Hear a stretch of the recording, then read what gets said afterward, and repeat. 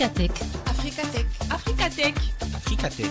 Africatech. Africatech vous fait découvrir le potentiel du digital, l'évolution technologique et la croissance numérique du continent africain en un seul clic. Africatech. En un seul clic. Africatech. L'émission qui s'intéresse à l'impact du numérique sur le continent africain. Africatech. Africatech. Africatech. Votre émission c'est sur Africa FM et africafm.com. Bonjour à toutes et à tous, bienvenue dans Africatech, l'émission qui explore chaque semaine les enjeux, les grands enjeux du numérique en Afrique. Aujourd'hui, cap sur un phénomène qui redessine les cadres du travail et des opportunités économiques. Nous parlons bien sûr du nomadisme numérique. Alors, depuis quelques années, certains travailleurs, on va dire hyper connectés, sillonnent le monde et l'Afrique. Et il commence à se positionner comme une destination prisée. Aujourd'hui, en Afrique, on a le droit de se poser une question. Est-ce que nous sommes prêts à accueillir les 80 millions de nomades numériques et à en faire un levier de croissance locale? Est-ce que c'est une aubaine pour nos économies? Est-ce que c'est un miroir aux alouettes, simplement? Alors, pour débattre de ces questions, je serai en compagnie aujourd'hui de nos très chers chroniqueurs, Raja Dignas du Congo-Brazzaville. Bonjour Raja. Bonjour Moïse, bonjour à tous. Et Janicia Matondi du Gabon. Bonjour Janicia.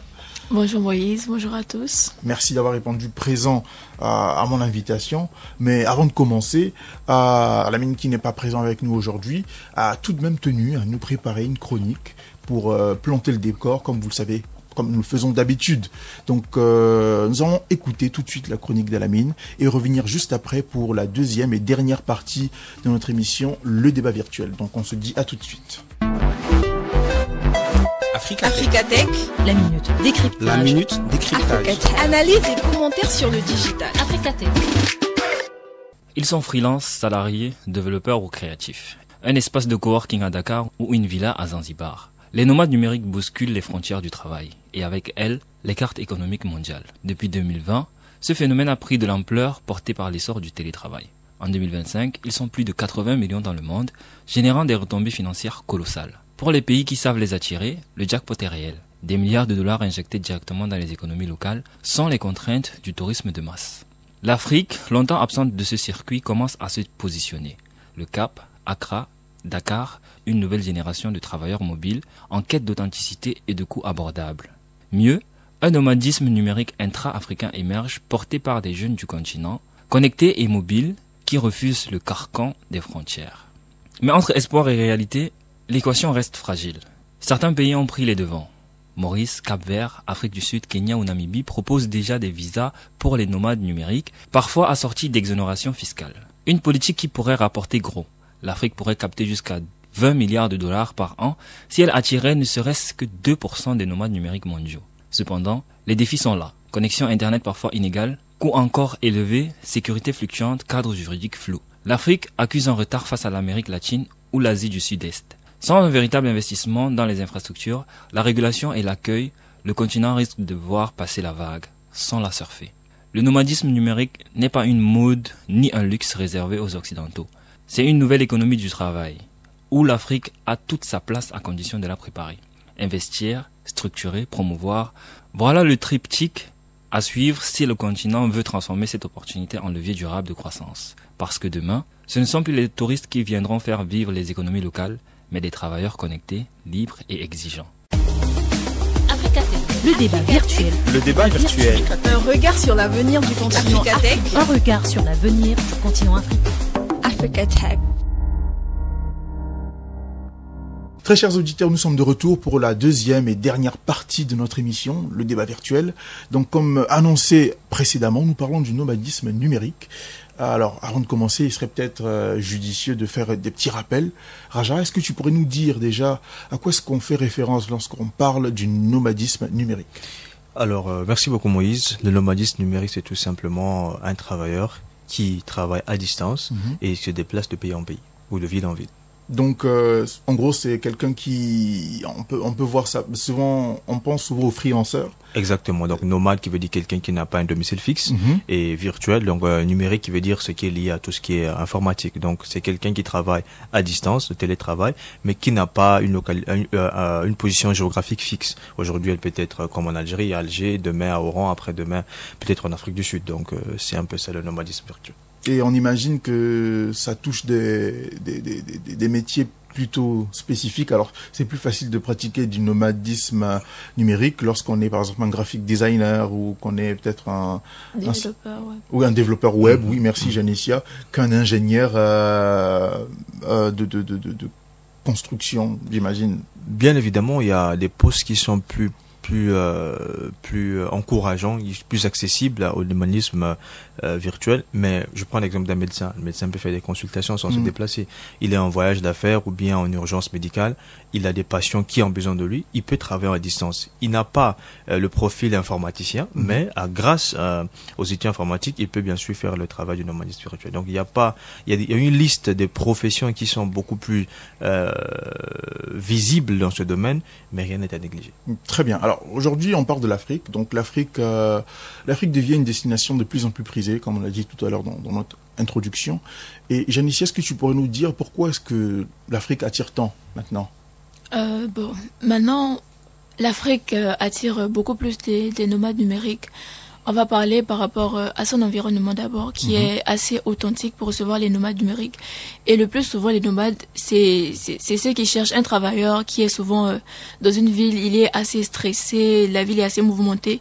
Il recherche plus l'authenticité, il recherche plus un endroit où il peut découvrir ce qu'il n'a pas encore vu. Et l'Afrique est quelque part cette destination-là parce que lorsque les nomades viennent en Afrique, ils rencontrent cette authenticité. Ils vont voir des plages pas comme ailleurs. Ils vont voir l'entourage, des personnes qui sont assez chaleureuses.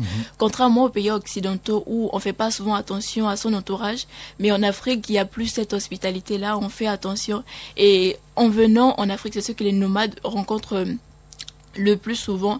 Et outre cela, il y a également des équipements numériques qui sont en train d'être développés en Afrique, donc comme des espaces de coworking qui sont en train d'être développés un peu partout en Afrique, ce qui attire encore beaucoup plus des nomades et qui fait de l'Afrique une destination, on va dire, un peu plus ciblée pour les nomades. Raja, tu partages ton avis? J'ajouterais quelques petites choses. Déjà, la question était de savoir l'Afrique par rapport au nomadisme virtuel. Alors aujourd'hui, l'Afrique, c'était un continent très très convoité aujourd'hui. En termes d'investissement, les puissances, je peux dire les grandes puissances aujourd'hui savent que l'avenir du monde se joue en Afrique. Il n'est pas sans langue de bois de dire aussi que l'Afrique est le berceau de l'humanité. C'est comme si on retourne à la racine pour voir comment les choses peuvent avancer. Aujourd'hui, on voit l'influence, par exemple, occidentale, l'influence asiatique. Tout se passe en Afrique. Et celui qui contrôle l'Afrique est aussi, on peut dire, celui qui contrôle le monde aujourd'hui. Regardons tout récemment le sommet à Washington avec les présidents africains. Après, on voit Russie-Afrique, on voit Chine-Afrique.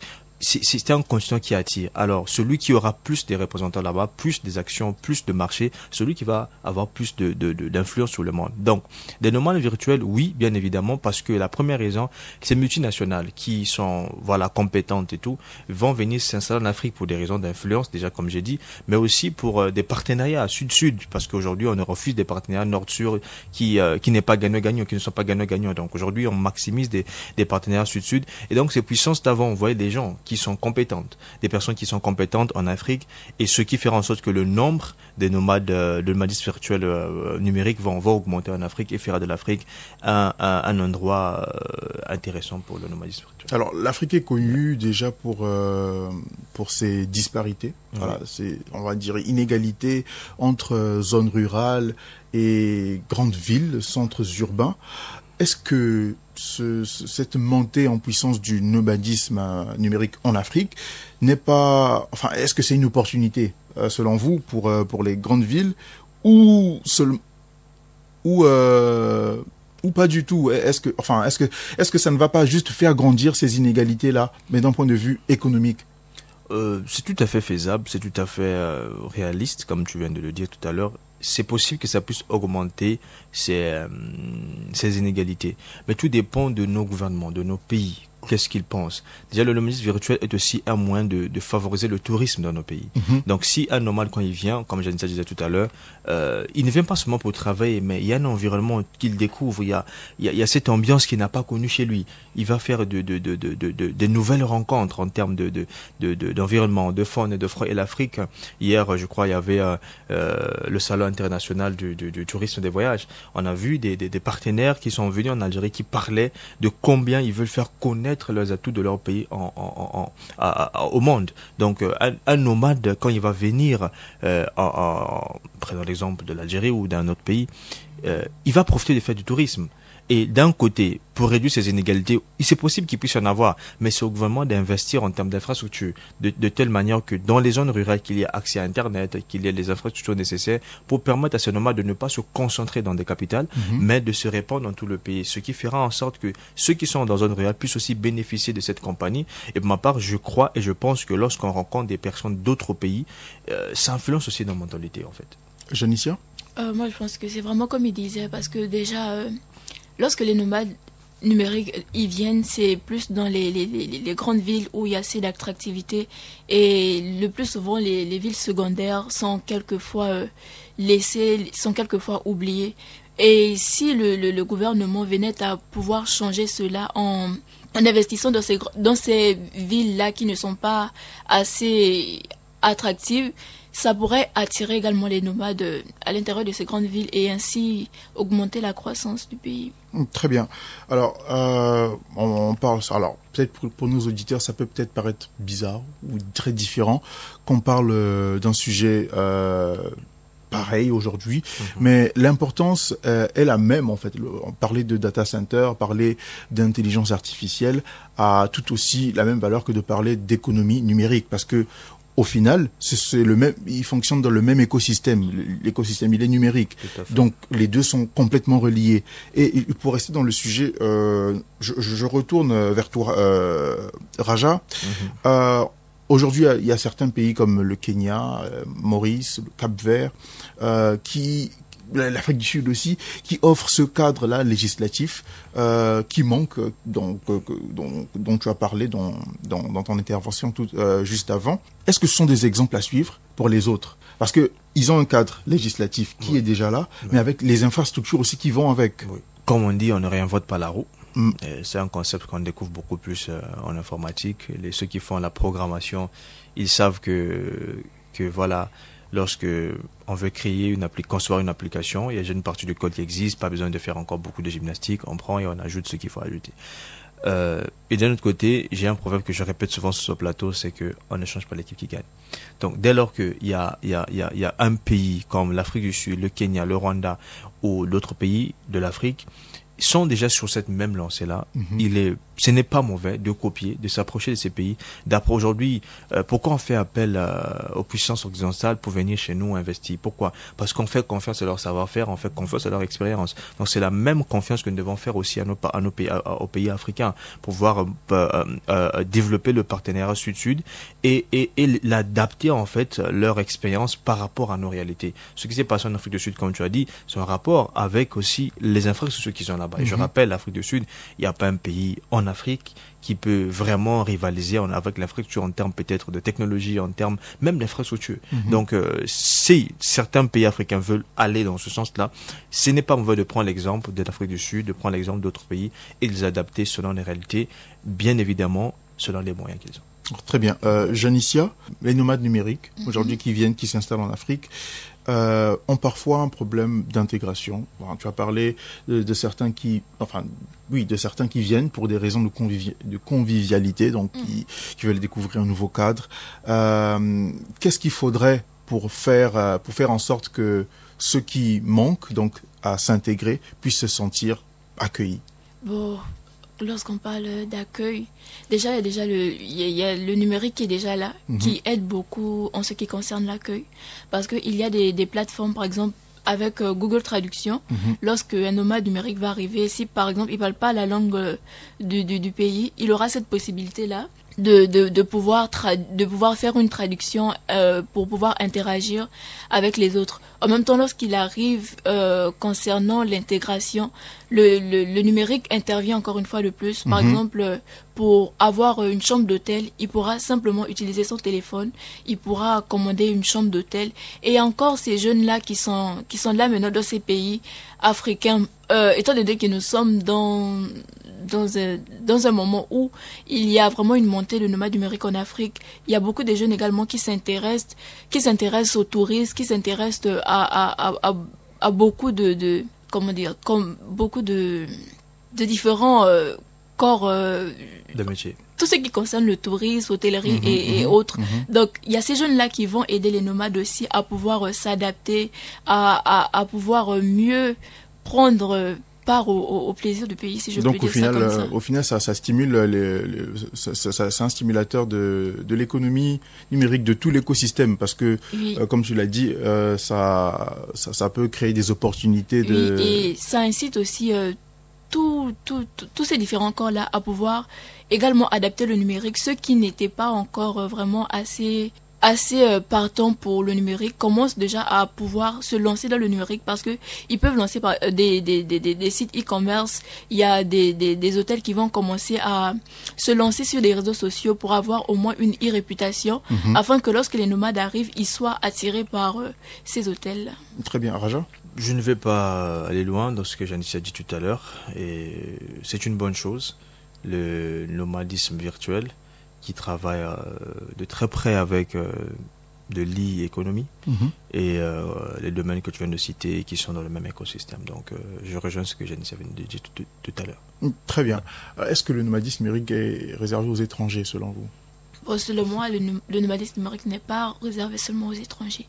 Parce qu'un Africain peut également être un nomade lorsqu'il va dans un autre pays africain, ou même lorsqu'il est dans son pays, mais qui quitte sa ville pour aller dans une autre ville pour travailler, ou lorsqu'il travaille même entre différentes villes. Donc, le nomadisme n'est pas seulement réservé aux étrangers, mais c'est également pour les Africains, pour toute personne pouvant travailler à distance, pouvant aller d'une région à une autre pour pouvoir travailler. Et comment encourager ces jeunes Africains-là à adopter ce mode de travail intracontinental aussi en Afrique? Alors, il faut déjà miser sur la compétence, parce que le nomadisme virtuel, la plupart des personnes qui y recrutent sont souvent des entreprises étrangères. Et quand on parle d'entreprises étrangères, ce n'est pas les entreprises forcément locales. Ce sont des multinationales qui veulent des revenus, qui veulent soigner leur réputation, qui veulent conserver, leur réputation. Donc, on a besoin de quelqu'un qui s'y connaît. Déjà, lorsqu'on parle de nomadisme numérique, c'est quelqu'un qui doit savoir au moins les bases de l'informatique, quelqu'un qui est capable d'utiliser un ordinateur, quelqu'un qui est capable de savoir comment régler des petites pannes de réseau, quelque chose comme ça, de savoir connecter un câble Ethernet sur un ordinateur de basique. Donc, la personne peut avoir la compétence dans son domaine de formation, mais elle n'est pas formée dans l'informatique, et ce qui fait en sorte que cette employabilité peut être vraiment minime. Donc moi, ce que je peux encourager, c'est vraiment qu'on se forme et qu'on affronte cela, qu'on embrasse cela, comme si c'était dans une entreprise physique qu'on était, sachant qu'on travaille à distance. Moi-même, je peux donner un témoignage par rapport à ça. J'ai des opportunités où j'ai signé des contrats à distance. J'ai travaillé pour quelqu'un en tant qu'un assistant virtuel. La personne est en France. Je travaille avec elle en freelance. Donc, je suis là en Algérie. La personne est en France. On travaille. Et des fois, je me déplace. Je peux quitter Alger. Je peux aller dans une autre wilaya, parfois à Tiaret, parfois de l'autre côté. Je continue à travailler. Donc, ça m'a pas empêché de devoir faire le travail pourvu que je fasse dans les délais impartis et de recevoir mon paiement comme il faut. Donc, c'est quelque chose de très bien, et c'est même plus flexible, contrairement à se déplacer dans des locaux et des embouteillages et tout. C'est même plus flexible. Mais il y a des risques. Des risques, peut-être on en parlera plus tard, de termes des virements bancaires, de la confiance et tout ça. Ce sont des choses qu'on peut peut-être parler par la suite. Oui, très bien. Comme tu viens de le dire, c'est effectivement le sujet d'une émission prévue à part, peut-être d'ici là, que nous pourrons partager avec nos auditeurs. Alors, peut-être une dernière question pour la fin, pour vous deux, mais je vais commencer par Janicia. Donc, Raja a parlé d'investir dans la formation. Est-ce qu'il n'y a-t-il pas d'autres domaines, d'autres secteurs dans lesquels il faut investir pour propulser ce domaine-là du nomadisme numérique en Afrique? Si, il y a d'autres domaines dans lesquels il faut aussi investir. Donc, On a l'infrastructure déjà, parce que c'est très important, sachant que les nomades, ils travaillent sous base de connexion Internet. Donc, il faudra vraiment pouvoir investir dans des infrastructures vraiment très solides, une connectivité élargie et très flexible pour permettre aux nomades de pouvoir travailler sans qu'il y ait des interruptions. Et en même temps, il faut aussi avoir des cadres quand même assez bien éclaircis pour qu'il n'y ait pas des abus, qu'il n'y ait pas de... Parce que lorsque les nomades numériques viennent, ils viennent aussi, en même temps, il peut y avoir des inégalités au sein du pays. La vie peut commencer à devenir chère parce qu'on sait que le pays attire beaucoup de nomades. Mais lorsqu'il y a des cadres vraiment qui viennent mettre des règles bien solides, on ne va pas observer ce genre de problème. Roger ? Alors, moi, au mot de la fin, il serait tout simplement d'interpeller tout le monde, que ce soit les gouvernements, mais aussi les citoyens. Pourquoi aujourd'hui nous faisons face à l'exode rural à l'intérieur du pays? Les gens veulent aller à la capitale parce que c'est là où les choses sont beaucoup plus accessibles. Parfois, il y a des postes qu'on ne peut que pourvoir à la capitale, alors qu'on a plusieurs jeunes qui sont dans des provinces, pas forcément des villages, mais qui se sont formés, qui sont rentrés, par exemple, quelqu'un qui étudie à l'extérieur, il retourne au pays, ses parents vivent en province. Et lui, il est obligé d'aller s'installer à la capitale, et là, ça prend du temps. Mais si, comme Janicia a dit, les infrastructures sont là, la personne, depuis la province, peut tout simplement faire du télétravail, elle peut travailler en ligne et apporter une plus-value pour l'économie du pays. Donc, je reviens sur ce que Janicia a dit sur l'infrastructure, mais aussi sur des partenaires beaucoup efficaces, qu'on encourage des entreprises locales, les entreprises du pays, à voir aussi passer au télétravail, parce que il y a trop de paperasse, et les gens parfois ont la compétence, mais il n'y a pas d'opportunité. Et quand il y en a, c'est beaucoup plus réservé dans des grandes villes, et ceux qui sont en province sont abandonnés, ils se retrouvent à faire des travaux qui ne coïncident même pas avec ce qu'ils ont fait dans la vie. Très bien. Alors, je pense qu'on peut terminer notre débat sur ces mots de Raja. Alors, qu'est-ce qu'on retient? On retient que le nomadisme numérique, ce n'est pas juste un phénomène qu'on doit observer ici en Afrique, c'est une chance pour nous. Et si nous savons nous organiser, nous allons développer beaucoup de choses, nous allons améliorer des infrastructures, créer des écosystèmes inclusifs et surtout améliorer le cadre de vie plus convivial, comme disait Janicia. Alors, je vous remercie d'avoir répondu présent à mon invitation. Je remercie nos très chers auditeurs qui sont toujours fidèles à notre programme. Je remercie également M. Mohamed qui est à la réalisation de ce numéro. Réagissez sur nos réseaux sociaux. Entre-temps, on se dit à la semaine prochaine. Au revoir.